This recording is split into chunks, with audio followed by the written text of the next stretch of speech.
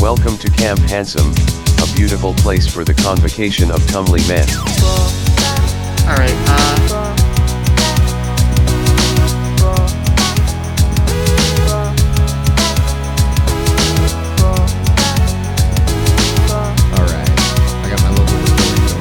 I got my local recording going now.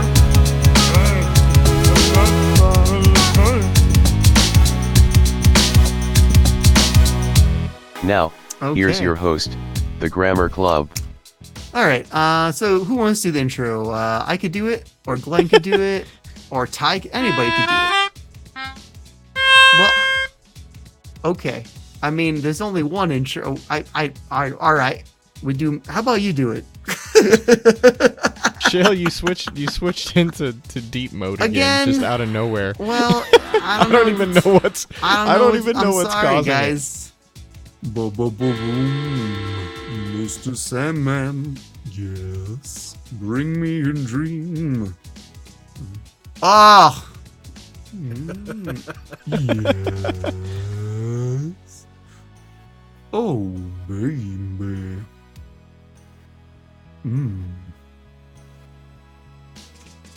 Sitting on the dock of the bay, watching the tides roll away. You know what would be super cool is if we could figure out what was making that happen. And Yeah, then right? just do it to him on purpose. That would be just great. All right, Just be like, all right, Shale, let's down an begin. octave. Let's begin the show. Are we 3, 2, 1 podcasting it? Yeah, it's Two. 3, 2, Yeah. 1. Podcast. And welcome to Camp Handsome. It's not Camp Blood, that comes later. And I am one of your 6 hosts here. I believe there's 6 of us here this evening. No, I'm not seeing Tanner at the moment. You're But- counting 5 of Craig, us. our recording bot. You got 5. That's what it is. Craig is filling in for Tanner. But thank you for listening to this particular episode, which my understanding is that we are going to focus on our creative endeavors and how we create music. And I hope this is not Chris's blood. Camp, hope this is not Chris's blood. I love what you put there, Sean. Resident Evil for the win. But yeah, I'm going to hand it over to Shale, though. That's what this is about, and now Shale can take it from there. Thank you, Glenn. This is Ty's idea to talk shop, and this is actually something we kind of started doing at the beginning of the podcast, and we veered away from it when we started interviewing other musicians and playing games and stuff, talking about the songs specifically we're doing, and talking about the Patreon and all kinds of stuff. But let's get back to talking about music as musicians. I think that's a great idea, and I think that's kind of our strong suit and what we kind of have to talk about with some authority. So, very good idea, Ty. To I suggest really we talk hope shop. that Craig is picking up your so- voice like we're hearing it right Like now. we're hearing Because it. He is. because Good news, he because definitely what is. the beautiful part about that, Shale, is it sounds like you're in the witness protection program. 'Cause I and- got friends in low places. All right. So I'm in the witness protection program. I'm hiding out. Where? Camp Crystal Lake, New Jersey. Nice. We're hiding out. Where they found Just that the- Jason statue at the bottom of that That's lake. in Minnesota. I love that. It's a tangent, but there is a statue of Jason Voorhees at the bottom of a lake in Minnesota, and that's just beautiful. It really is. It's a real thing. And apparently, it's a frequent spot for snorkelers and divers, and they go down 60 feet, and there he is in all his full That's 8-foot right too. glory. That's First thing amazing. Shell was the first person I thought Yeah. of when I saw that. That's how yeah. ingrained I have seen you become with Friday the 13th these No last few fewer months, than man. at least 8 people sent me that story. The only reason that I didn't is I figured you'd apparently, probably already seen I'm it. the Friday the Same. 13th guy. Yeah, I'm same. the Friday the 13th guy. That's me now. I was like, oh, Shell's gonna, you know what? This is on Reddit. He's on the internet. He's gonna find out about He it. knows. It's gonna be fun. Yeah, he yeah, probably I- posted I it for did, all I I did. know. No, I know, but it's nice though. Thanks for sending it to me. Anyway, so here we're wearing several hats. We're all singer-songwriters, engineers, producers, and I have a few notes about what I have done to make myself a better singer-songwriter, writer. Really, I mean, my kind of biggest strength of all those things is writing, I think. And I have, over many years, developed a few practices and disciplines that have made me better. So if you're a writer, if you're a songwriter, maybe this will help you. Let's see. So go into my notes.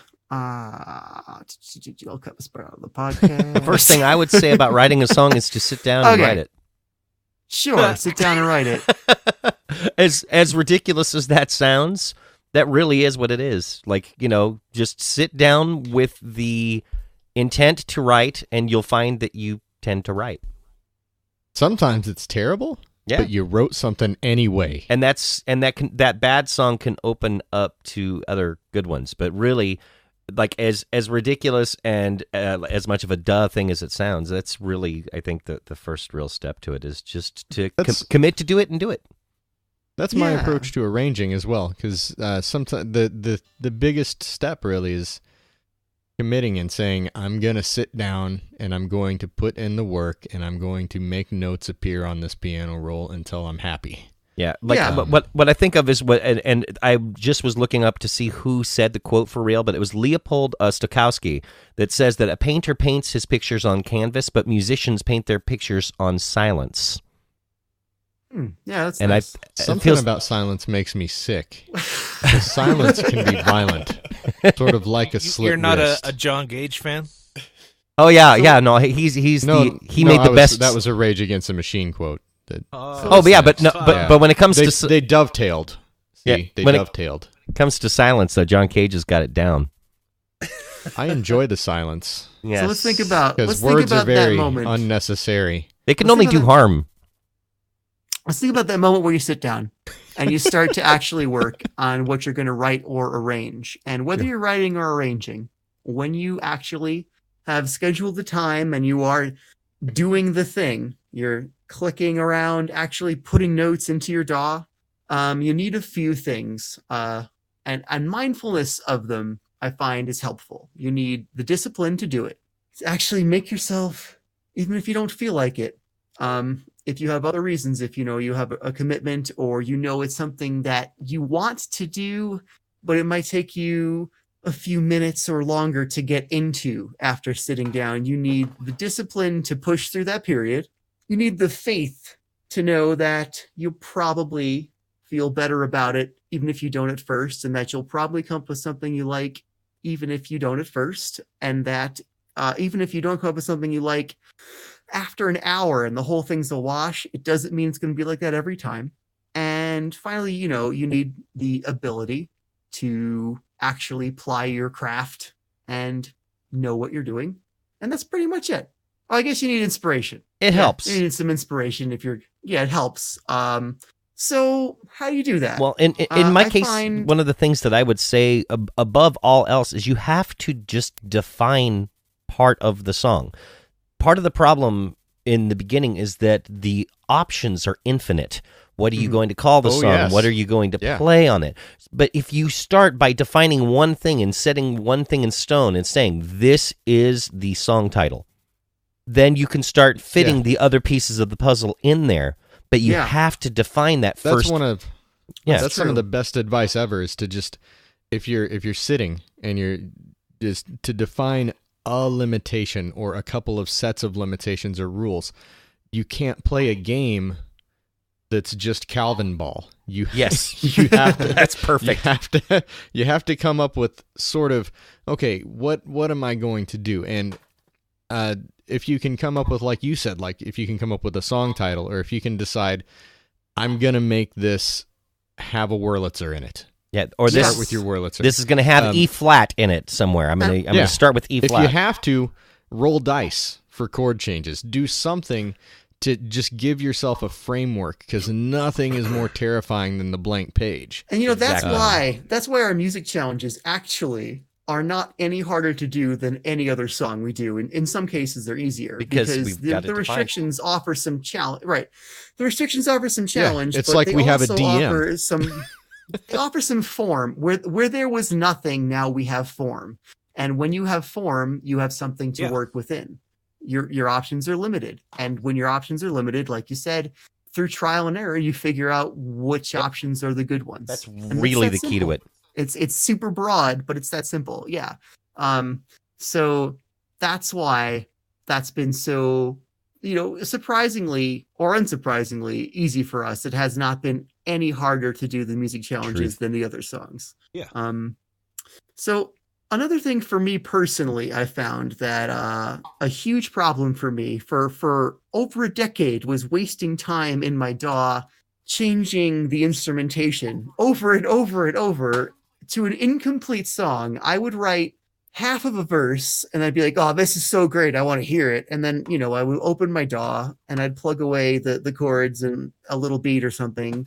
And then I would just keep changing the instrument because that's the easiest thing to do. And it's a little bit gratifying. And I had such poor discipline for so long that eventually I just had to change my process entirely. And now I try to not ever open my DAW unless the song I want to work on is finished. I actually write on guitar most of the time now, which is pretty new. I only started doing that about maybe a year and a half ago. And I find I'm like 5 times. I'm so glad you mentioned the part about guitar, because that's another thing that I've discovered. If I want my songs to sound different, if I start fearing that they're sounding too much like one another, a handy thing is potentially to start on a different instrument if you have that option. Totally. I find that a song that I start on bass will sound different than one that I started on guitar, or that I started on drums, or that I started on keyboard. The instrument that you start off with can make a huge difference in just the feel of the song and just taking it to a different place if what you're striving for is to have a little more sound variety. Yeah. And if you do have a discipline, the DAW can be an instrument. It is a unique experience to start a song in a DAW and to just write it note by note with no real instruments. And that gives you a very different kind of song structure than you could get on a real instrument if you're interested in experimenting with song structure, and you have the discipline to not just change the instrument over and over again like I do 80% of the time. What can help with that sort of the choice paralysis or the time wasting is to kind of take it and say, I'm going to let myself do this 2 times and I'm going to not care about it, not because I don't care about it, but because I know that in this collaborative effort, I'm going to hand it off to somebody who's going to make it better anyway. I find that that's very freeing when you're working as a team. Just knowing that, like, my choice here not only is not that important, but it's not final. I know that if I sit and change this, it's not that important, because I'm going to hand it off to people who are going to do a better job of that. I'm so glad you brought that up, because I take that one step further. Even now, when I'm writing songs for the Grammar Club and I know they're going to go through our whole process, half the time I don't even think about what instrument it's going to be ultimately. I just know like you or Tanner or Ty are going to choose a synth or play a guitar part, and I'm just putting down the chord structure, and it doesn't matter. The instrument that I use in the demo I send you guys as a placeholder, it's probably just going to be like a MIDI piano, and obviously not obviously, but probably that's not what we want in the finished version. There's sometimes when you want a nice MIDI piano, but usually you don't. So that's been incredibly freeing, because it's futile for me to change the instruments. I can't even pretend that I'm not just changing the instrument to satisfy myself in the moment, because that's all I was ever really doing. I had the plausible deniability to go, no, this is important. I have to test every preset on every one of the synths that I own to find the best one for this part. But and you can watch me go through that process when I'm doing the live streams too, because there'll be times where I went through it with this last one of Glenn's, where I went through 3 or 4 organs. And finally, I'm just like, it doesn't matter. I'm going to do something different right now. We'll come back. We'll look at it later. And I think there's a very valuable related thing too. Yeah. What was that? So there's a related thing that when you're looking and working on recording stuff in the studio, one of the things when you're trying to figure out mic placement, move your mic once. That's whatever you're doing. Is sit your mic in whatever sort of spot that you're sort of best educated guess is the best spot to put it to mic something. Listen to how it sounds. Move it once. Compare the two and take whichever one was better. It streamlines your process a lot. Now, when you're first starting out, obviously you need to work with mic locations more and figure out what you like. But once you've kind of got a feel for what you're like, and you're no longer facing that I don't know where to put the mic learning curve. Once you've got a general idea, you get really good results by just saying, all right, I'm gonna sit the mic where I think it's gonna get a good result. I'm gonna record it. I'll move it one time, and if that's better, I'll stay with it. If it's worse, I'll go back, and then I'll roll with it, knowing that the one I chose was the better of my two options. Absolutely. And that is exactly ties into what my thought was there. Are three words that you said there. What you like. Because the key thing is that every person is going to be different. Every person's technique is going to be different. What works for them is going to be different. So I'd say the other key thing is just staying persistent and continuing to work at your craft, and you will find what it is that works for you and what it is that you like. And you should really be mindful of developing your method, because that's really part of being a creative person, of being any kind of working artist. Your method is going to be unique to you. It's going to be cobbled together from other people's methods and things that you figured out could be possible that you haven't seen anyone else do. And it's once you find your process, it's a real starting point. It's something what you need to do. Something you might not key onto, but that I've noticed in regard to what you just said is that is totally independent of your level of education musically or technically. Yeah. Even if people I know who have gone through years of training, years of school, people who have gone through years of working it out on their own, that's still true. Your technique is going to be yours, and it's going to be more than the sum of your influences, but it's going to be sort of a Frankenstein's monster, a little bit of all of the things that you've learned. So if you can go to, some sort of a recording institute, or if you can get a music education, that's good. And if you can't, then you can't, but you can still learn. And at the end of the day, what's going to really matter is, how you've put together all of the information you've been able to get from whatever sources you got it from. Music and the arts are sort of the most sort of level playing field you're ever going to get in terms of that sort of thing, unless you're looking at very specific things that require specific education. Yeah. It really is about finding your voice. Your process is always going to be changing too. You don't get so hung up on an old method, even if it works. It's always going to be evolving as you become better at what you're doing, and as new technology comes into your life. It'll naturally begin to streamline itself as you work. It will. Let me give you an example of how different my process is like now from when I did Toy Box, which was over 10 years ago. When I did Toy Box, I was just loath to use the piano roll. First, my DAW was Reason. It's a closed platform. I mean, it's nice if you don't want to use VSTs and customize your work environment, the Reason's okay. But, it was a very closed platform at the time, and you just have what is in the basic Reason kit and nothing else. And I liked having... I kind of liked those restrictions at the time, because it did stop me from just wasting all my time hunting down new sound patches and VSTs and stuff. But I was loath to use the piano roll. I just hated it. It didn't make sense to me. I had a hard time judging the length of the notes visually. I don't know. And I had a hard time judging the pitch of the notes visually. I just never wanted to use it. I didn't own a MIDI controller, and I found that I couldn't really create the melodies and chords I wanted to in the piano roll. I was still using Mod Plug, all the time. I started tracking a few years before I picked up Reason, maybe 2001 or something. And I knew I needed to do something more than tracking, because tracker music is just playing individual samples at different pitches. It's just sampling. You can't do anything more than sampling with it. I guess that's not true. There are some trackers that have VST support now, but at the time, with what I was working with, it was just sampling, and I wanted to do... You wanted to get out of the chiptune. Actually, this is before I ever got into chiptune. This is, tracking is the way you do chiptune. That's a roundabout path. yeah, it is.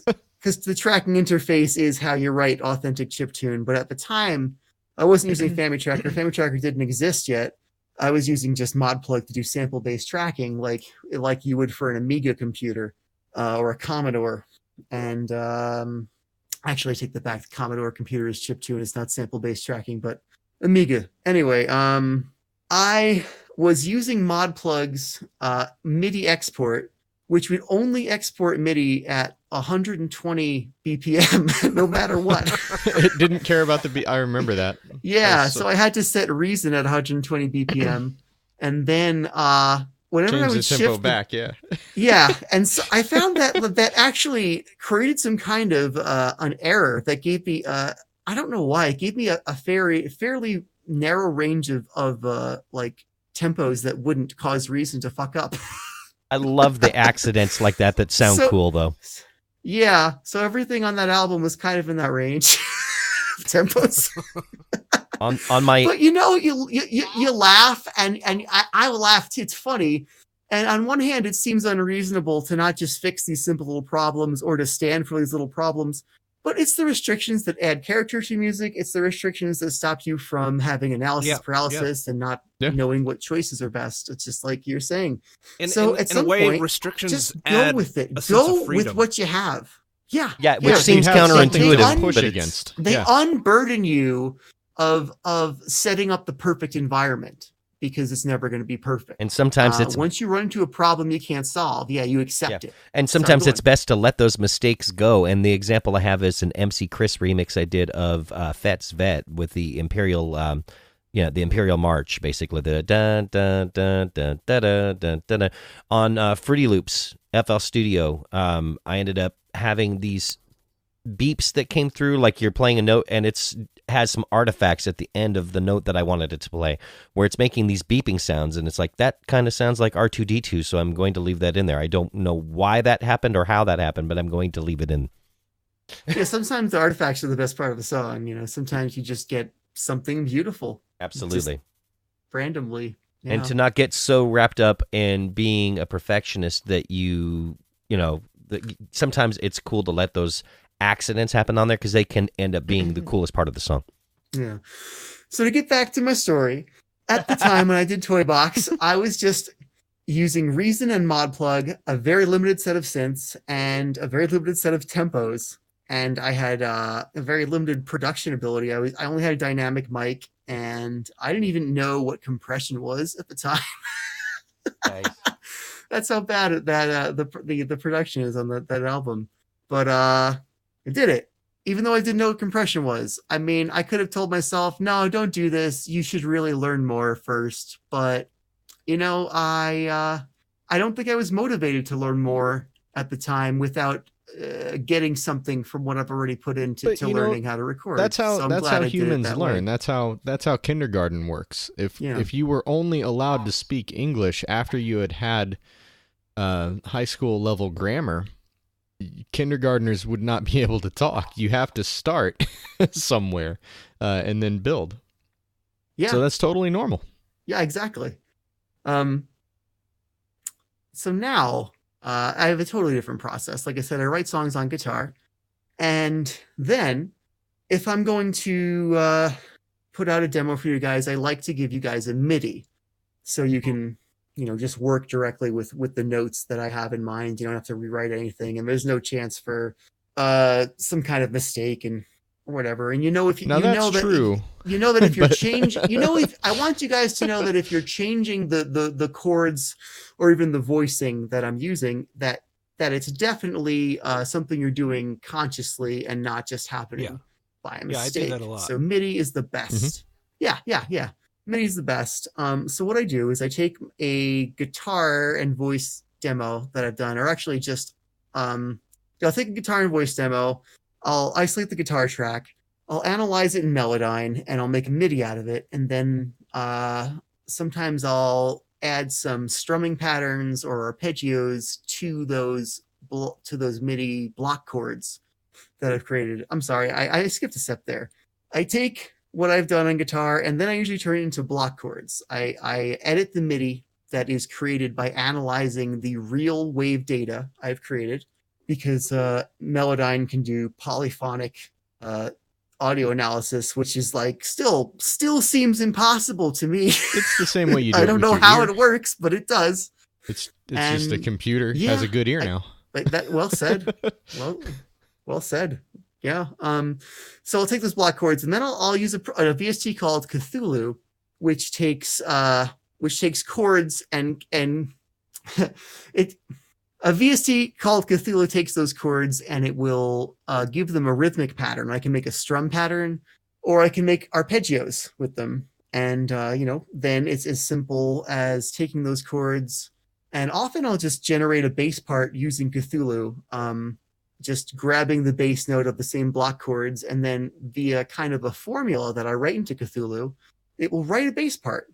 And I'll get a consistent bass part. It'll make consistent choices, always grabbing the root note from the chord, and it will play the same pattern over and over again. Sometimes I can have it randomly vary a note here and there to add a human element, and it's like I'm like the old collaborating Casio with a keyboards would do, except not in real time. You're able to do it like you don't have to actually hold the chord down, wait 4 beats, and then switch chords. You can use it on pre-rendered audio. Mm-hmm. So.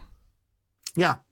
And another thing I do, if I'm going to write in a DAW, I'm going to arrange in a DAW, I will take block chords from a song and I will put them on individual notes on my MIDI keyboard, so I don't have to actually play, because I'm not really a keyboardist. I'll store all the notes from a song on like all the chords I'm using in a song on 12 or 10 keys, however many chords are in the song.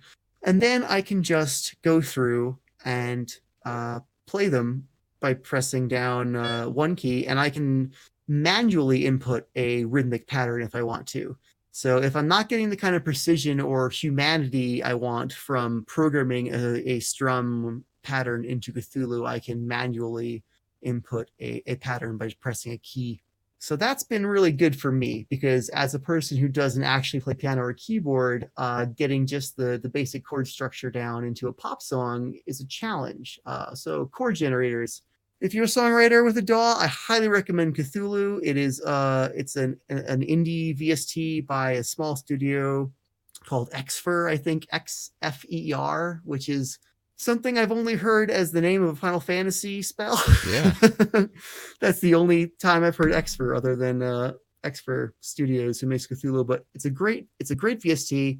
It's fairly priced. I think it's 30 or $40. And I have gotten so much use out of it. But if you're super poor, like I often am, and you don't even have $40 to throw into your VST collection, understand there are free chord generators. You can just Google chord generator, and once you know this verbiage, you will find them. And putting an entire chord on a single key, if you can't play piano or keyboard, is amazing. I highly recommend you try it if you are a songwriter or arranger at all. It's fun.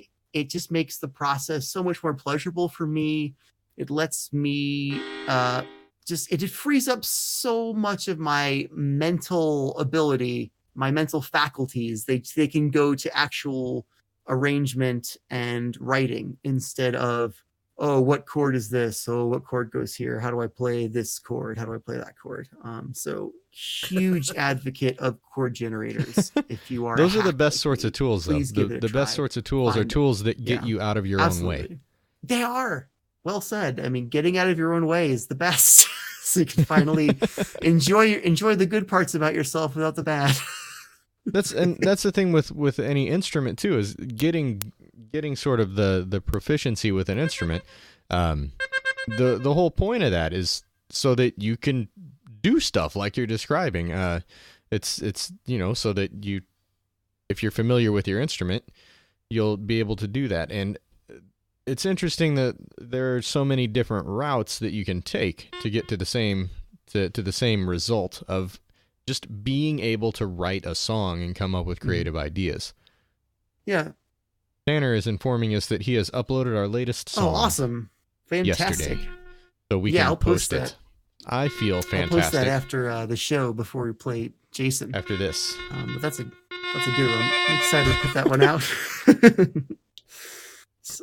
So we know now sort of like your process for making stuff, and I've been sort of publicizing mine because I've been streaming it. And Glenn has described his. I'm interested in hearing, like, Ty, what you do when you're doing, taking sort of all of our mangled and pieced together stuff, and then turning it into I don't know, whatever sort of alchemy you've got going. I don't know if I have a specific process for that. Sometimes it just comes to me, and sometimes I might have to step away and come back. Yeah. Insightful, yeah. I'm very helpful. Sometimes the swamp wizard agrees to bring back that boy. Yeah. That's right too. I think you did touch on something important though. You have to enjoy this. If you're making something that's supposed to be entertainment, you must have a gauge of whether it's entertaining. And if you are in a mood where you can't be entertained, you cannot entertain, for the most part. I mean, sometimes you can find ways around it. You can, if you are in a certain kind of role in some kind of outfit, if you are an angry metal singer and you're on a live show, if you're really pissed off, I'm sure you can make it work. You can draw on that. But for the most part. Now, see, this is interesting to me because as a robot, cyborg, with little to no visible emotion, everything I do is acting. Like, everything is, so it's a little, it's different to me because when I think of making music, I think of things that are amusing to me, things that are going to make me go, well, that's neat. And now there is the sort of the element of the primal groove and beat and things, but in terms of, like, when you say it's difficult to be entertaining if you're not in the mood to be entertained, for me, that's very much a switch that I have to turn on. It's not like being entertaining isn't really my natural state at all.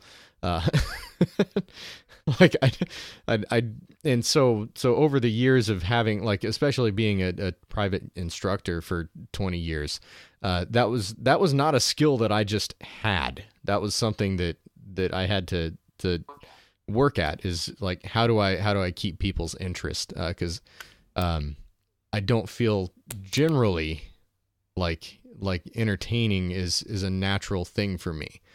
So that's just an interesting sort of different perspective on what you were saying. Yeah, I feel like it is for me, but it comes from kind of a strange, aberrant place in my whole personality. Like, it doesn't seem to match with a lot of the rest of my personality, and I think it kind of comes from my nurture rather than nature. I had a theater mom, and she, when I was a kid, I was always in the school plays, and she was so into it that, it made me very into it. And, we would always run our lines. She'd always help me run my lines. And she just loved that I was doing the play. So I developed a lot of a positive association with entertaining people and, live performance.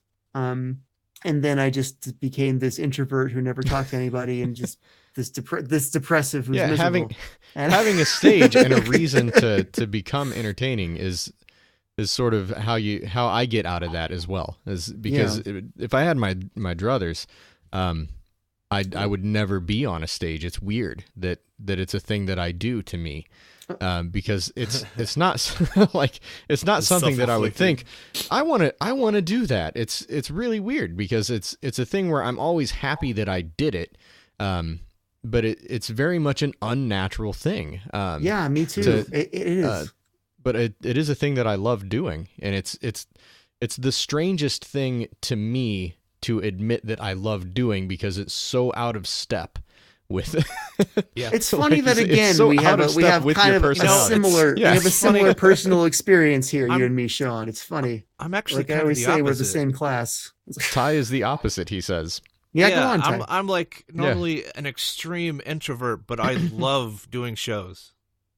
Well, see, that's what we're saying. That's what we are. No, you're the same as us. We're all that way. I don't want to leave the house.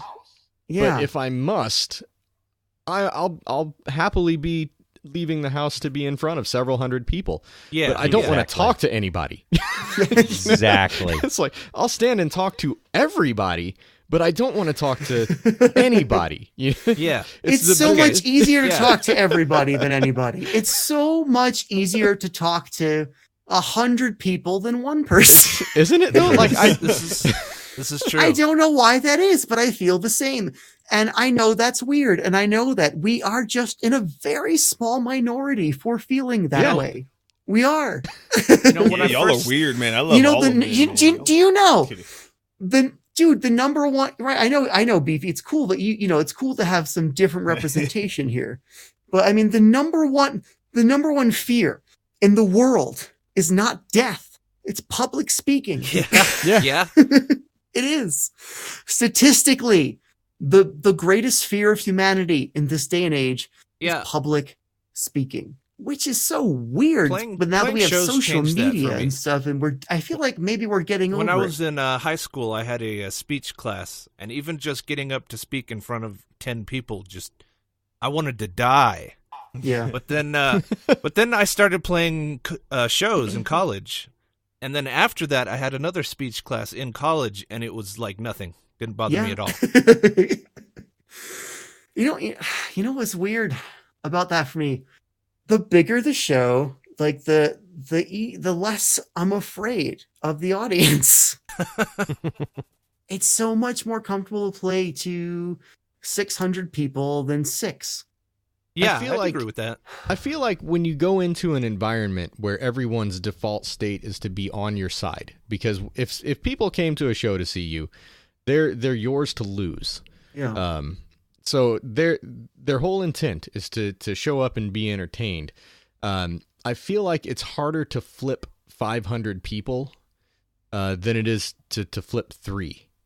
Like if you have 3 people and you anger one of them, they're probably friends with the other 2. But if you have a whole huge group of people, you almost have to work to turn them all against you. I never thought about it. I never thought about it that way, but you're absolutely right. And there's the whole thing of being an opening act, though, too. If you're an opening act where they've come to see a different band that's the headliner, then it can be a different dynamic, too. That recently happened. Yeah, recently happened where my band Buffalo Jones that I'm in just opened for the Young Dubliners, so we had probably like 400 or 500 people in the audience that I just played to. And it's exactly like you guys are talking about that. It's almost easier to do that than like that, the show where there's 5 or 6 people. Yeah. Beefy, I want to hear your thoughts here. You're kind of cut from a different cloth, right? You are sort of a gregarious man. Yeah, he's the only one whose Myers-Briggs starts with an E in the band. Yeah, man, probably. And I'm so glad we have you for that. It's so important to have a mix of personalities and perspectives and strengths and weaknesses in a group like this. So tell us what your experience is like with playing shows. What's it feel like for you? What do you think respond to what we said? How is it different for you? I realize that when I'm in I like it. I love shows. I love doing shows. When I get to it's the most fun. But I love talking to everybody after the show. Like I love meeting them on a one-on-one basis. I love handing out some stickers. Because a lot of my fans are nerds, and a lot of my fans feel like you guys, because the last thing they want to do is come up and talk to someone and put themselves out there and like be vulnerable like that. So I am the champion of like embracing that and being like, hey man, I see you looking over there. Don't be shy, baby. Let's get it. You came here. You saw this. You came out to, I can see it in your eye that you want a hug, and I'm going to be the one to provide it for you. So I just hope that those people get to me before the show, before I'm all sweaty. But I feel like when I go to like the big gigs, like when I go to like a PAX or another Palooza, when I was on fire, you know, when I was legendary, I felt like I was running for mayor and shit, because I'd just be like glad-hatting everybody, and I'd just be like giving hugs and like, oh, hey, what's up? This is this guy. And then you go back to the places, or you go back to the events and like, oh, I know this guy already. Oh, what's up? Hey, what's up, dude? Hey, man, it's been a long time. I know like every enforcer now at PAX. I feel famous as hell. It's like, you know, we know burlesque dancers and things. I feel like I'm living on top of the world. So, you know, there's something intoxicating about being in a situation where everyone knows you like that. Yeah, there is. It is good to be Norm. That's true. Yeah. Oh yeah, it feels great to be. I feel like Norm. Like I feel like that's how Billy the Fridge lives life. I feel like that's how like a lot of those like big personalities, you know, can just. I love it. I can get why it's like addicting for the people that get that level and can hold on to it, man. So it's pretty dope. So and that's my favorite bit. There's something fantastic about performing with you, Beefy. I mean, like, I think like the best show as far as like my comfort level and my non-musically quantifiable performance goes, as far, not like my actual like singing, but how comfortable I was with the audience and how interactive I was with the audience. Probably the best time I ever had, as far as that goes, was when I was on stage for a couple songs with you at that last Palooza, because you have this infectious energy, and when you perform with someone who's like just a phenom, like you, it is unburdening, because you're not, I mean, you know, I don't have like a competitive mindset there. I'm like, this is the guy. I'm good. I'm not unconfident in my own abilities to be like a front man and interact with the audience. But you are a natural, and your talent is extraordinary and just phenomenal. And I am so comfortable like playing a second fiddle to that. It's unburdening. So anything I know that you are already giving the audience more than they need in that regard. So anything I do is just icing. It's delicious icing on your cake. So it's so easy. If I don't interact with the audience, they still got you. First of all, I'm honored to have you say that it's cool. I haven't like I don't share the stage a lot. Like I don't set up a lot of like, hey man, welcome to the stage, blah blah blah. You know, I usually do like a lot of solo stuff, or I have my half hour and I'm good to go. But like, you know, there's those special occasions where I get to go up with other people's sets, and it's like the most fun, because because especially like you guys talking about being that opening act, like that's I live to be the opening act. I don't think I've ever headlined anything, even in my hometown, when I should have, because that was dumb not to, now that I think back on it. Because they came to see me, you know, I should have stayed so they saw everybody. That was dumb. Oh, yeah. But I love to be the opening act. I love showing up and not like people don't know what to expect, because, you know, you see my chubby ass, you don't really expect a lot. But I try to bring a lot on the stage. I try to have some good times and stuff. And I try to do my fast raps. They don't see that coming. But it's like super dope to get to share the stage with you and to have that like partnership. And that's why I'm like, one of the biggest things I'm excited about for Spokane is the ability to be able to share that stage and be able to like bounce energy off of you guys. And like having Tanner at this last one, like he just sat there, he just had to push some buttons and stuff, but it's cool to like have that, and I have that ability to interact, and to have that bits in between songs, would be able to interact with Tanner and have, you know, we had a fun little bit that I maybe will bring back for Spokane, so I don't want to like ruin it now. But it's amazing. It's so much fun, and it's so much fun. It's a uniquely gratifying experience to perform well with a band that you are intimately familiar with. Like to know the strengths and weaknesses of everybody, to know the strengths that are gonna wow the audience that they don't see coming. You know, to know the strengths of yourself and the individuals you're performing with, and to see them arise one by one, and to delight the audience every time, and to know all the weaknesses that everyone has, and to know that everyone else knows everyone's weaknesses, and everyone's going to cover for everyone else, and nothing's going to look bad. And if you falter, so, you know, there are like 3 or 4 or 5 guys there are going to cover for you, and it's not going to look bad. That is such a gratifying experience. It's like nothing else. It is such like a natural high. And it's that synergy I have no basis of comparison for anything in reality. It's so great. It's just like you're just kicking ass. You just like destroy. It's like you're in a JRPG party, a balanced JRPG party. We're like with the different best classes, stable, and we got all the belts. You're just killing the bad like guys. Bullet Club for life the whole way. It's pretty great. Bullet You came out and did karaoke the one Isn't time, and the Cody electricity Rhodes. in Yeah, that dude, room was karaoke. just ridiculous. That was fun. People have Yeah. like So a good. blast doing that shit, dude. And I don't know That any other karaoke. I just did me. I did my own song, baby. Yep, yeah. I made a track, karaoke file for ones and zeros. That, yeah, that was good fun. I would have done it more if I didn't have all these kids, man. I tell you what, dude, they just like to be. Before we get too far off, Yeah, Beefy, we I have want to more hear tech about talk your and stuff too, your right? writing process. 'Cause Yeah. we talked, we talked The about our shop writing talk. process a bit. Yeah, more shop talk. But you didn't talk about your creative process. I don't. it's I not- have a lot. You were talking about you need to be entertained in order to be entertained. To be entertained, gotta- or you have to feel like you can. I be think you entertained. got to entertain yourself. You got to Yeah. entertain yourself. I feel like Yeah. I get my own little personal rut, and this will go in well to like our first question for Royal Stefan. Is it Stefan or Stefan? Stefan? I don't know, man. Sefton. Royal Sefton. Sefton. Oh, why do I put an R in there? Well, you was I don't talking know. about getting in creative ruts and how you get out of it. Like, I that's me. I get in the creative ruts all the time. Like, I sit down like at the night, like the kids are in bed, like I'm tired, I'm off work or whatever, and like it's usually that's like, hey, let's start to write some songs. But I'll give myself every excuse to be like, well, I have to watch something, in order to be entertained, or I have to like, well, watching this will give me that subject matter I need. That's so rarely Yeah. the case. If I find that I like sometimes Glenn will post something, or you'll post something in the box, or Tanner will post something, or send me something for the other albums or whatever. If I don't sometimes if I don't just jump on that and start going on it, or like just start writing right away, then I'll just like let it go on the back burner and I won't think about it, or be like, oh yeah, I had that really good idea for it. I'll flesh that out, man. I'll flesh that out real quick, real soon.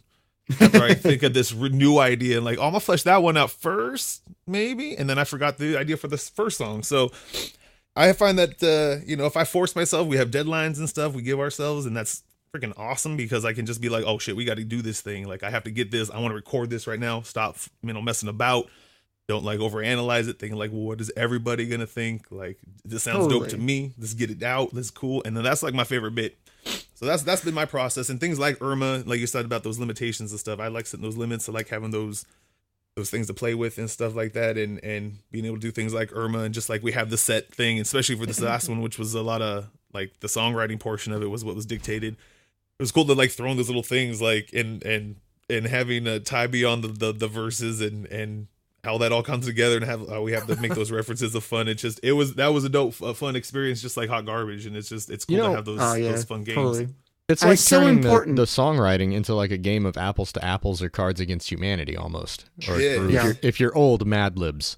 But you get those the challenges are great because they give you, you like you said, you have all that topic, and You I already feel have like a that. starting point. Yeah, you have something to go off of. And sometimes a starting and an ending point. So all you got to do is figure out, all right, how did I get from here to here? And that was the coolest part about, like, Glenn set me up with Gotta Let It Go that we released with Lars. Like, he had the thing in there. He already had like the chorus. Like, I didn't have to think about. That's my hardest part, is coming up. What's the concept of the song? Like, what's that thesis of our song that's going to be the hook? I already had that and already had that set up. So I just got to do like, what does that mean to me? Like, that's how we did a lot of the First Grammar Club album, like Balloon Flight and things like that. It was like, Shell had the whole, like, I have this concept, here's this cool bit of lines, or just this repeat, or here's this cool bit, and then here's the verse part, have fun with it. And that was cool. That was fun. Like, I think we did a first version, it was like, that's a bit too weird. And we did a second one, I was like, hey, that's not nailed it. He was like, be like Marky Mark and the Funky Bunch. And he was like, that's too weird. Just bring it back. And it was like, all right, that's perfect. That's perfect. So it was fun, dude. And like, that's my favorite thing. And that's the cool part about being in this kind of collaborative group, is I can set up a thing and then someone else can build to it, or someone else has something that they build to. And that's my hardest part. When we just had the blank beat, like you guys are saying, that silence is killer, man. I can't, it's just, what are we going to do with it? Even if you guys have it, like, put on the song title, like we have that other song that we're going to redo here.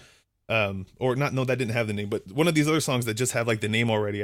I hold on to it, and it just, let's just hold that concept, which is hard for, sometimes Tanner will send me things like Funky Beat 355. I'm like, well, it's like, I can't come up with new names every time, Beefy. I'm just like, I don't know what to do with DNB 66. You know, I don't know what to do. I love Tanner Tanner so with a his very programmer. It's technical amazing. I love it. Yeah. He is an engineer through and through, and I love it. I love it. He is our engineer. He's wonderful. I love him. He is. But yeah, he will be like, what it's like 183 beat per minute dubstep track. It's like, and that's good for his violin and stuff, but it doesn't give me like the beat is inspiring, but like I need that little other. I need something else for some reason. Whereas I upload a guitar track that's called Sunrise at the last day of the end, or the first day of the end of the world. Tells you nothing about the contents of the song, but That's beautiful. Sometimes I'll do something that's even worse, and I'll make a song an acronym because like the title's too long, and you won't even know. It's not like, tell us what the is this, acronym. Like it's like, okay, this is like EOA2 187 parentheses shale demo dot wave. All right, I don't know what this is. I'm never gonna listen or download. My favorite thing so far that you've done to us is this last one that I just uploaded for you to redo vocals on. Yeah. You uploaded nothing but vocals and the tempo. And the tempo was wrong. Fair enough. He did do that. That was a thing that happened. I have nothing to say in defense of myself. And all of the Not just that, but he uploaded the demo vocals that was in and a then a demo, and the demo was in a different key and a different tempo.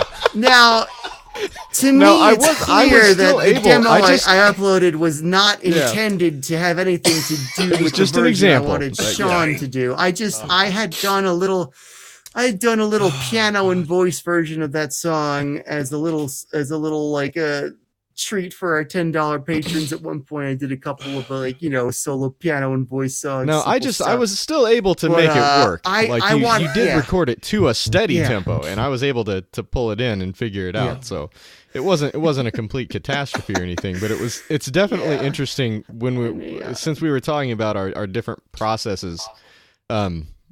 Like that was the most sort of spaghettified sort of thing that's been uploaded so far. I love that. Everything else is. I really should have included some better track notes there. That's what really needed to happen. It was 4 vocal tracks. They all lined up.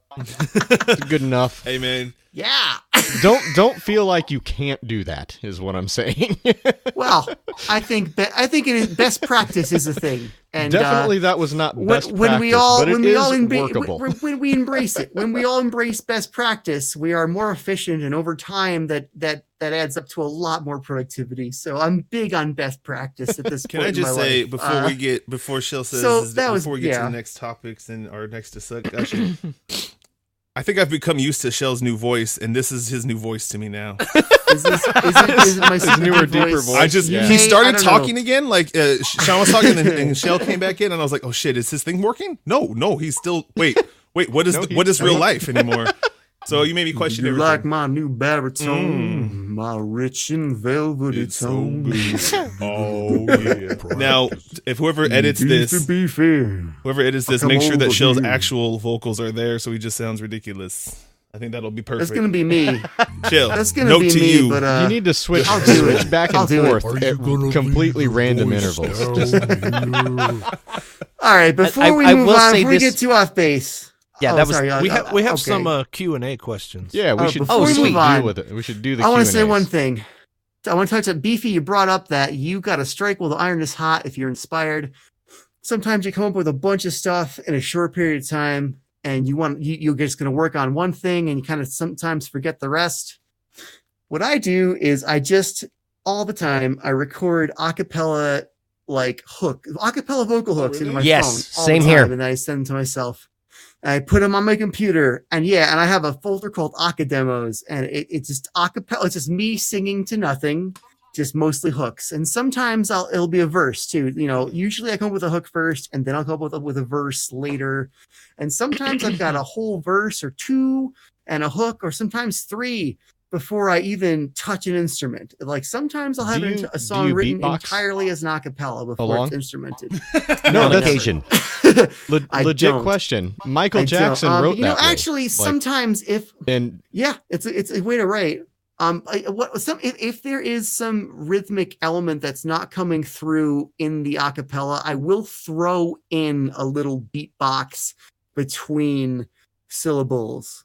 Like when I'm singing, it'll be like yeah, but it won't sound like that at all because that's like Michael Jackson. I don't sing like that. That's okay. But I take it back. I will interject a tiny bit of beatboxing as kind of a note to myself if the rhythm isn't being conveyed in the lyrics and the empty space alone. But usually that's not necessary. Like that you're talking about. I love that that's an option on our phones now. My advice. I love that that's an option on our phones. Yeah, my advice: sing into your phone to yourself. If you have an idea and you're out at lunch or just coming home from work or school or something, don't be self-conscious. Walk around the corner. Oh yeah, and I've had plenty of people look at me as if I murdered someone when they catch me in the act. Yeah, me too. I don't care anymore. Maybe I did. I used to be very self-conscious about it, but do it. Just do it. Even it can even feel weird to do it alone, but get over it. Do it, and once you get used to it, you'll find that you have this treasure trove of hooks that you can play with when you have time and when you feel like sometimes melodies just come to you, and it's really good to be able to just get them down somehow. Yeah, exactly. Recording them into your phone is a great way to do that. Exactly. And remember to actually go back to it though. I have some audio files from my thing I just looked at, and it's like 2016. What did I do here? And I listened to it real quick, and I was like, oh, I tried that. Okay, I've done this before. Then I just never went back to it, apparently. At this current point in time, I never have to start from zero when writing a song. If I want to write a song, if we are in need of a new song, I just have these hooks that have come to me effortlessly when I wasn't trying to come up with anything. Half that's my always shit how I comes start up, now. I come up with when I'm in the shower. Yeah, exactly. Shower's the best. You don't get out of the shower and sit down? Because mine comes out better like when I'm not standing. All right, do Q&A well questions. Played. Q&A. Well played. One last thing, though, before we go with that. One last thing. On the subject of the song titles, one thing that has forced my hand is my software. I use Adobe Audition 3, and before I can save the project, I have to name it. Yeah, Cubase is the same. And so that becomes, well, what am I going to do? Call this song number 500 or put the date in there? And it's better to just have that title ready, even a working title. Mm-hmm. Yeah. So, yeah. That's another thing, is that the software itself ends up kind of forcing my hand sometimes. Mm-hmm. Yeah.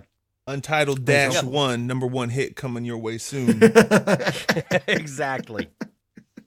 Undercover number 1. Ah, yeah.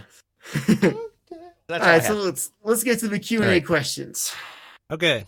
We already answered Royal's question. Yeah, we did. Disden asked, honestly, I would like to know the flow of creating a song, i.e. programs, or how it works shoving everything onto the Google Drive. I think we kind of I think I gave my personal that flow. a bit, Yeah. If you guys want to go into yours a bit more. Yeah, then we'll do our group one at the end. Yeah, our general flow is that Shale, usually, or Glenn.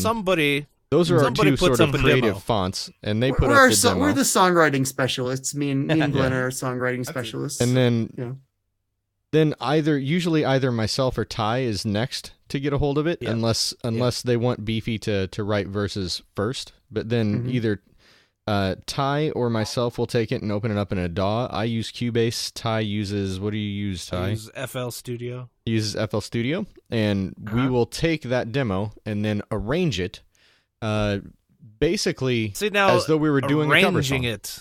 That's a whole episode. Yes, it is. Yeah. In fact, Ty, you need to get these live streams going because it's been fun to document. And those are the things, if you check out our YouTube channel, that I've been doing in the Cubase with Ailjon series, is just taking those demos that are usually just a lot of times a guitar and a vocal, and then adding all of the other things to it, chopping things up. Something like Irma from Burma, I did a lot of chopping and moving because Shale did half a dozen samples, little loops, and I had to build a song, and then I had to arrange live instrumentation, and then Ty will take it, and from there, it almost everything is going to pass through Ty at some point. Yeah.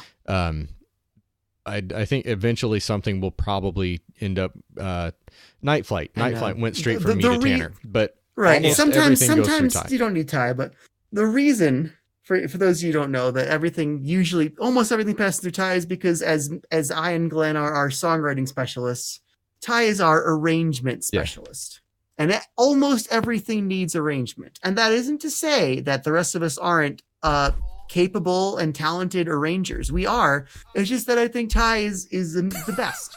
He's just my favorite. He's amazing. He's pretty dope. We were talking earlier about how nature versus nurture and how our personality informs these things. I think for me, arranging comes a lot from my sense of humor, if that makes any sense. Mm-hmm. So I do little things like, oh, this would be funny.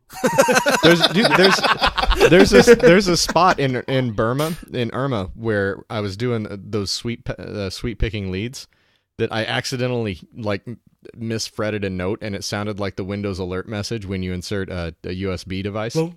Or when you unplug a USB device.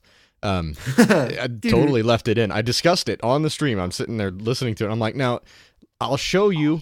Here's how you fix this. And then I'm going to put it right back because it makes me chuckle every time I get to that part of the song. And Easter egg. And so if you watch these, you can see how I go about the arranging.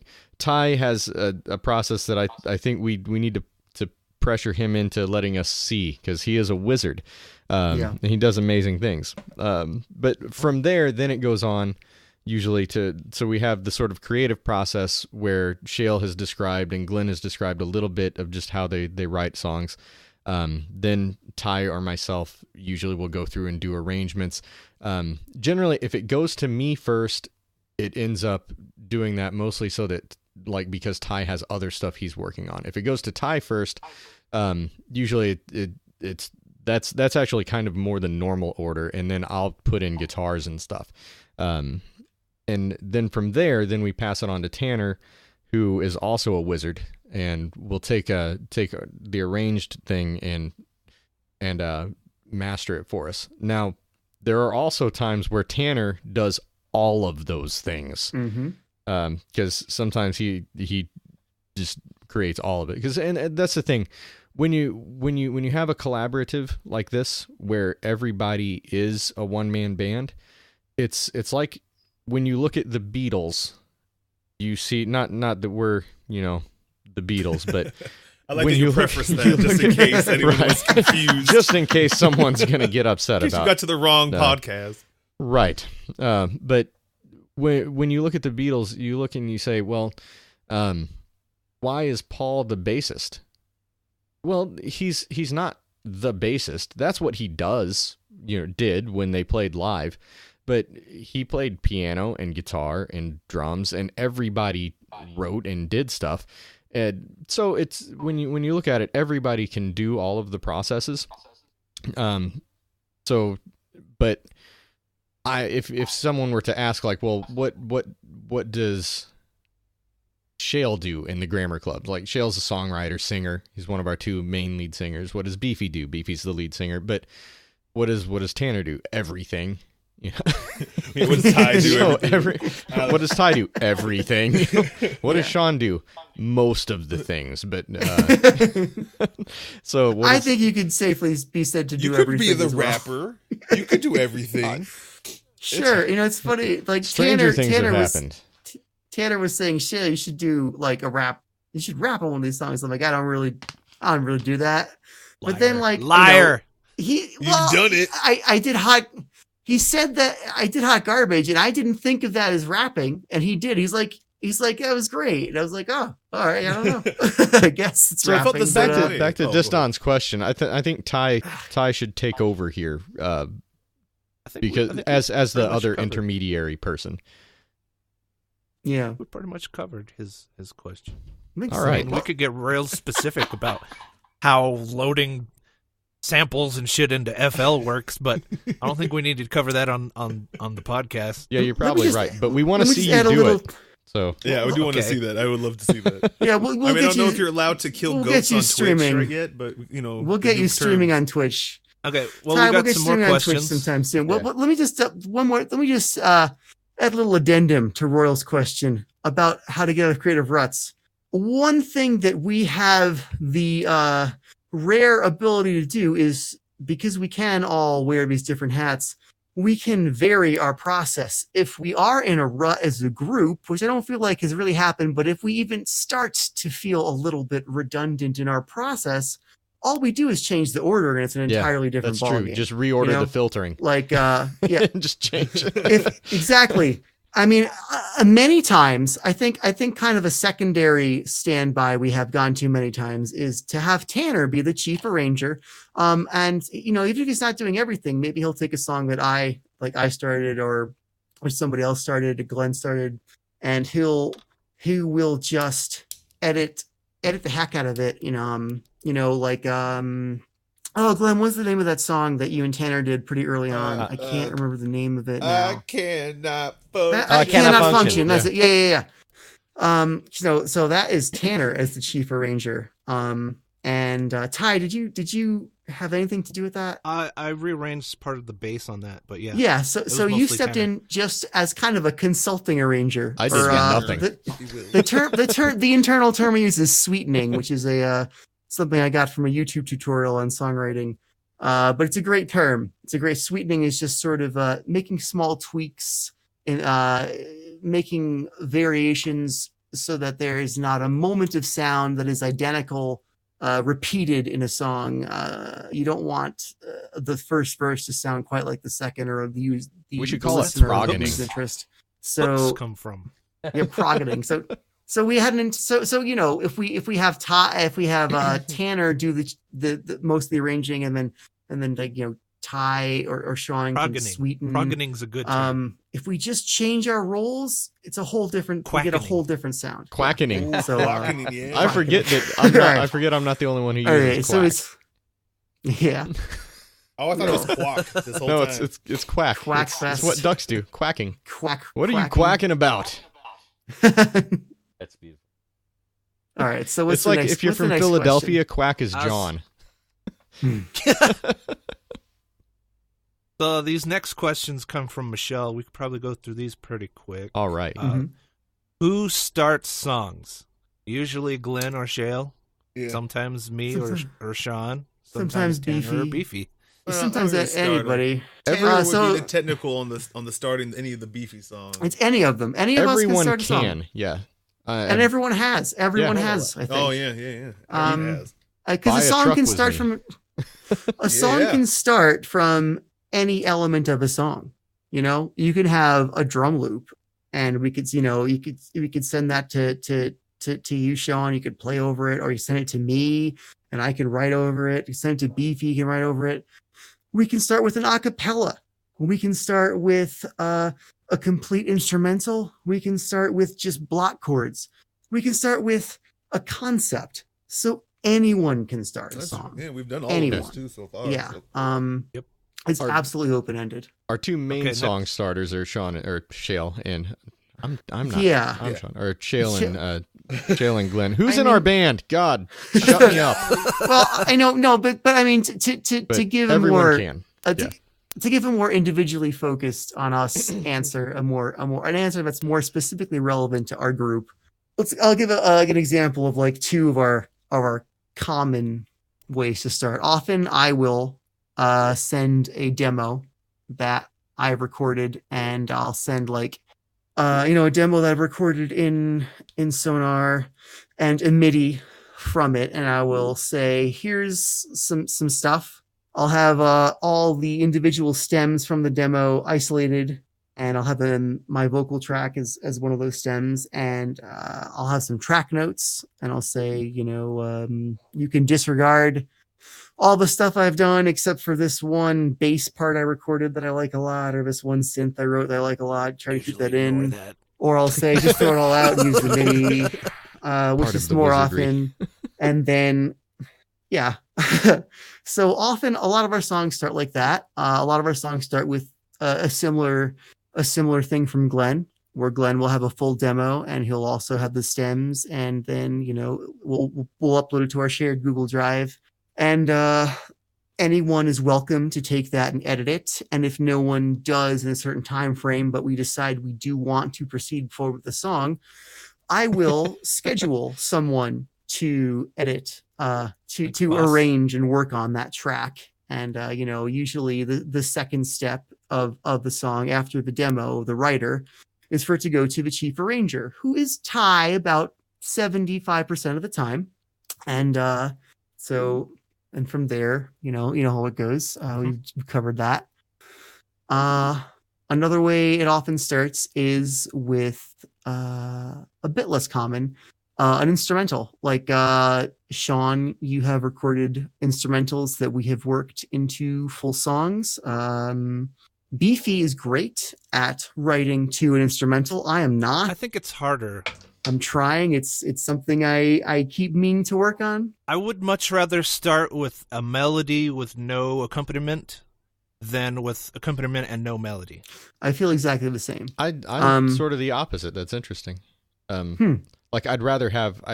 It's easier for me to take chords, and hear a melody moving in and out of it than it is to start with a melody and not come up with really boring chords.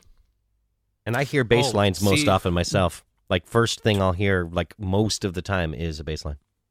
That's interesting. He'll hear different stuff. I am definitely a vocal melody focused. I feel like if you start with the melody, you have much more freedom in the chords.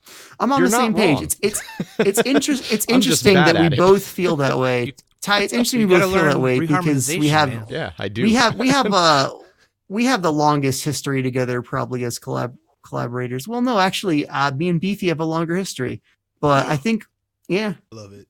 But I got more deep into the musical, the actual instrumentals with you. Yeah, well, you know what? He loves me first, so fair. I was you never forget planted first, my flag, right? baby. But yeah, we're on the same page there, Ty. I think maybe that's why we work so well, so easily, at least together. We were well too, but easily. It's like second nature to work with you. Let's see. Next question. Yeah. What do you do to come up with hooks? Nothing. Literally nothing. I cannot not come up with hooks. I cannot. I think a better question is, what is a hook? It's a catchy. It's a catchy section of a song. That's all it is. It brings you back. Usually, I'd say most the hook often is a hook what is makes a vocal melody, but it doesn't have catchy. to be. Right, it doesn't have to be. It can be a sound effect. It can be a sample. It can be a vocal sample. It can be anything. It could be a little change in the chorus between the first and the second chorus or something. It could be anything. I mean, the hook in Ice Ice Baby is just the bass line stolen bass lift from Pressure. The hook can be anything, but my hooks tend to be vocal hooks about 95% of the time. Mm-hmm. And I can't not come up with them. And like I said, I walk around, and if I come up with one, I'd record it into my phone, and that's that. It's effortless. It just happens. I feel like I have to get out of my system. It's like I just need to get these out, and they keep coming. So it's like a nice side weird. effect. And I'm curious. I'm curious if it's a similar thing for you, but it's normally not a matter of if a song is in my head; it's which one. Uh-oh. Exactly. Is that actually a thing that you guys have going too, or am I alone in this? Say it again, Glenn. We lost you there, Glenn. Please repeat yourself. Oh man, I think it was the idea stream thing. It may have been a stream thing. All right. So the idea is, to me, it's not a matter of if I have a song in my head; it's which one, pretty much at any given time. And the vert is that. I had lots of conversations with him, probably a decade or more ago, ages ago, and for him, he described it as like, I have to write songs to like. I have the radio in my head, and I turn from one station to the next, and there's always something there. Yep. Right now, it's Heat of the Moment by Asia, by the way. Right now, it's Ice Baby. Thank you. Thank you for that. Right now, it's gotta let it go. I can fix that for you. Check this Glenn. out. Remember when you didn't have power and love stuck in your head? You don't need money. Don't need fame. Don't need no credit card. It's there now. Yep, that's in your head. He's just trying to fight its way back, but yeah, it's definitely it jumped in there. You're welcome. You might just lose your mind. Your day's always better when you have power of love stuck in your head. I adore that song, and I performed it at a junior high talent show.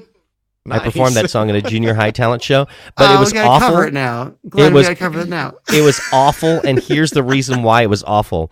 I recorded accompaniment on a cassette tape and then was practicing all along where I was playing along with my accompaniment, but then on stage I used a different cassette recorder.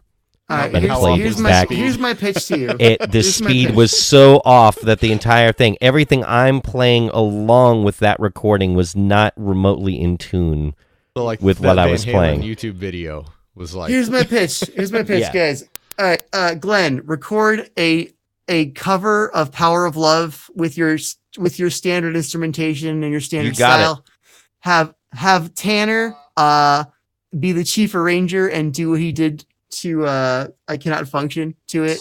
Then I will sing harmonies. Sweet. And then we'll do a video with Tanner as Judah Stevenson lip syncing to you, and he'll be like the whole thing will be selling you. He'll be selling drugs the whole time. Can we make it the power of trucks? It's like the power of love. Alternate option also would be another song I did for a different talent show at that same school, which was "She's Like the Wind" by Patrick Swayze, which I also performed. And that one I had this 7th and 8th grade class behind me singing along with it. I don't know that song, but I do know, I Am the Wind. Yeah. I do know I Am the Wind at the end of Castlevania Symphony of the Night, which is, we can stick with Power of Love, though. Sometimes I don't like the person I've become. We're recording now? I got my DAW open. Let's go. Oh, yeah. I hope I get the deep voice in that. That's a nice rich resonance in those high notes, right? All right. What's next question? Next question. What's the weirdest sound effect you've ever used? Automaton. No. Automaton. The weirdest sound effect, ones over the years. The Casio SK5 dog. Casio SK5 dog bark. That's not weird. That's everyone who had an SK5 used it. SK1. Yeah. Is it I once made an entire track out of a voicemail that Doug left me that I slowed down. That's awesome. You're talking. What track is this? It was an old Children of the Washing Machine track for one of the joke albums back in the day. Post this to the Patreon. Yeah. There was a challenge. Did you ever hear the song? Well, I'm totally rearranging your podcast song, Glenn. I don't know if you knew that yet. That this is the end of the podcast. Yeah, I took that and I tempo matched it as part of the stream to show people how to do that. And I'm totally gonna full-fledge that thing at some point soon. Anyway, nice. More questions? No? Yes? More questions. Okay. Next question. What do you do with unused ideas? What's that? We use them. Yeah. Eventually.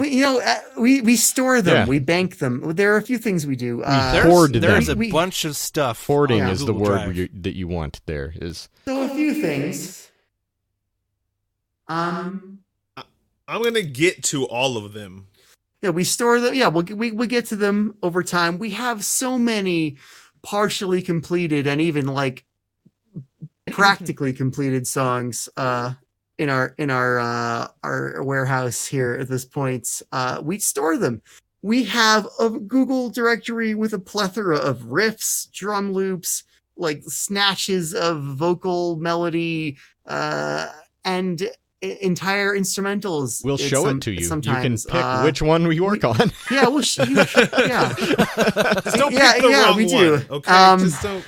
And so, aside from just keeping them around for a rainy day when someone will take something and build on it, even if it's something that's a year old, We also have been releasing occasionally remix kits, like sample packs, loop packs for our patrons of the $20 level to use. And I think in the future we'll do more of that. And I would like also to start distributing sample packs, loop packs to just consumers through some other service than Patreon, just for people to use in their songs, because we absolutely have more musical ideas than we need or will use, and they never stop coming, and it's great. I'm glad. So we have enough to make all the songs we want, and also make lots of loop packs to sell at a very reasonable price to other musicians, and we're gonna start doing that. I would like to start doing they that can be pretty yours. soon. So that's what we do. Yours, low price, whatever we charge for it. Yeah. Okay, here's one that's kind of specific to us. Yeah. How do you approach guest rappers with strange subject matter? Just fearlessly. That's how. Yeah. Why be afraid? Kinda. I mean, we did Sex Person with Word Burglar. Yeah. We did Four Fine Walls, which is kind of a thing with Adam. This is how you have the confidence to feel like it's not weird. If it's not weird to you, if you just think this is a dope idea and it's normal, or if you think it's a dope idea and you don't care about it's weird, that comes Rarest through. of elements. Yeah, there you go. Fuck yeah, Rarest of Elements, dude. Oh, that was. I looked for that song. I was like, which song is Billy on? Because I'll know that'll be hot. And I was, that'll be the hot one. That's what makes it an NC-17 album. So gross. Smelling like mustard. It's like, yes. Oh my god, Billy is amazing. He's so good in that verse. That was a really good role. That was a good. I get really jealous when you work with other rappers, but that one was my favorite. Him and Schaefer. I'm okay with now. I get the question, but it's never occurred to me that the stuff I'm asking is weird because music is weird. I think part of it is you ask weird rappers. Yeah, you ask weird rappers. Yeah, you got to ask the weird rappers. That's key. I don't think I've ever worked with a rapper who's not weird. Yeah. So, because when I was asking Lars to be on this one, like I noticed I get a lot more wordy when it's a nice guy, and I'm like, I really want to explain. I find I get a little wordy. Like I want to explain what exactly I want to do here, why you should not be off put by being on this track with me, which is ridiculous to do with someone like Lars because we've worked together forever. I think, but I want to really present it well when I pitch it to them. Essentially, the only time I've ever had any anxiety about pitching collaboration to a rapper is I think when we got MC Front a lot for Plastic Submarine. Yeah. And mostly that was you, Beefy. Mostly you talked to him. And I think at some point he asked me if I would talk about what I meant with my lyrics. And I was like, oh my God, how am I going to politely tell him I don't Aren't they pretty know. literal? How am I going to politely tell him I have no idea what I'm saying? I thought I thought that the lyrics were basically what the song's about. I didn't think, is there any sort of weird subtext in that one? I don't know. I mean, not really. It's not really anything completely concrete. It's a little purple. It's a little abstract. It's open for interpretation. What I'm saying is, I'm talking about. There are weirder songs that you could have had that issue with, I think. Right, and I don't think the feeling of intimidation came from the song itself, the subject matter. It's just kind of MC Frontalot is a big deal in my mind. So that's what it was. And I saw that email too, and I just remember because I think at that point my vocals were on there too in the demo we sent him, and I was just being like, shit, if we have to explain it, like how much do we suck? And then I think it was just we gave clarification because you sent some abstracty things that I kind of interpret and then do my own attempt to be kind of like Shel Riley sometimes. And I remember on that track I was trying to be extra Shel Riley. And we pitched it to him, and I was like, I don't know, dude. I'm a little nervous. But he's probably I didn't know. He's probably just such a polite guy that he's just like, man, I don't want to screw up their song by taking it the wrong direction. That's what it was. I want to be on the same. Yes, that's all it was. I think exactly. He was just looking. He was basically looking for us to go. He was saying, "Is it okay if I just do whatever?" And he was just looking for us to go, "Yes," and we did. Yeah. So it worked out real good, and everyone loves it. So it's like our most played track. Thank you again, Mr. Hez. I appreciate it. Thank you. Yep. Thanks. So that's how we approach it, man. That's how you just got to ask people you've worked with for years and that you like, who are friendly, and who will probably say yes. I've never asked someone who I think will probably say no, so I don't know if that's a part of it. Yeah, very, very rarely have been told no. You move on. We're spoiled that way, though. Yeah. Sometimes Kabuto says he's too busy, or he's in space.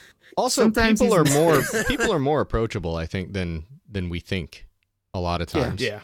I know there have been a couple of times where I've done projects for like sort of newer game community remix people, where I saw that something was up, like, hey man, I'll do something, and at first a lot of times it's like, oh, I wasn't sure if I should ask, and I'm like, dude, I'm a guy from Alton, Illinois, like, yeah. It's not a big thing. Yeah. The high life. But it's weird though, because of our sort of when you get a sort of weird level of internet fame, where it's just at that weird, you get a weird level where it's like, I'm not famous. I have a day job. I call it famish. Yeah, and it's an interesting phenomenon to where people will be intimidated to talk to you, and you're like, we're all nerds, like, just go for it. So I feel like that happens in every circle. So when you're talking about like approaching like someone who you like, how do we approach like a more famous rapper? Part of it is just remember that they're probably just a nerd just like you. It's just more people know them. Exactly that. Exactly like getting famous really cured me of a lot of my social anxiety, because when I first found people were intimidated by me, I was like, well, that's stupid. I'm a ridiculous person. Yeah. You shouldn't be intimidated by me. I'm nothing and no one. So then I was like, well, wait a minute. The people that I'm intimidated by are probably also like that. So I shouldn't be. And that was a nice revelation I had. Nah, that's impossible. Yeah, we have been going for an hour and a half. Oh, next goodness. question. Okay, let's move it on. Yeah. I think that was the last question. Hey, that's good timing. Play us out. Well, perfect. Play us out, Glenn. Great show. Great tight podcast. Great show. It's coming through loud and clear. A little bit, yeah. It's good. Podcasts. Grammar Club. Shop Talk. Shutting up. Different personalities fit nice. Puzzle piece. That's it. Grandson. It's camp. Handsome.